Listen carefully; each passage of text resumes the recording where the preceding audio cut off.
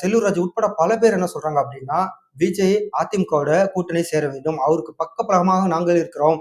அப்படின்னு சொல்லிட்டு பல இடத்துல பேசியிருக்காங்க.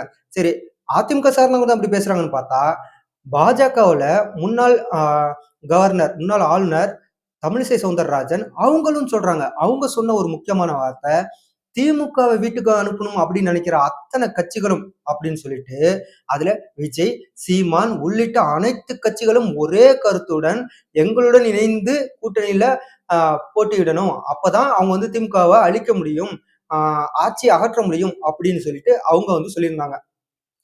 இத ஒரு கேள்வியா எல்லாரும் முன்வைக்க ஆரம்பிச்சாங்க.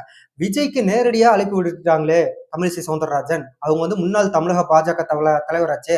கவர்னரா கூட இருந்தாங்க 2 ஸ்டேட்ல அப்படின்னு சொல்லிட்டு அடுத்து ஒரு இது வைக்கிறாங்க. அப்ப பாஜக நேரடியாவே விஜய் அழைப்பு விடுத்திருக்கு அப்படின்னு சொல்லிட்டு அடுத்து ஒரு கேள்வியா எழுப்ப ஆரம்பிச்சிட்டாங்க. இப்போ அதிமுக தரப்புல இருந்தும் நேரடியா பல பேர் அழைப்பு விடுத்துட்டு இருக்காங்க. பாஜக தரப்புல இருந்தும் நேரடியா பல பேர் அழைப்பு விடுத்துட்டு இருக்காங்க. இப்படிப்பட்ட ஒரு சூழ்நிலையில விஜய் கிட்ட நேரடியா பேசுறதுக்கு அமித்ஷா முயற்சி செஞ்சுட்டு இருக்கிறதா ஒரு சில தகவலும் பரவிட்டு இருக்கு.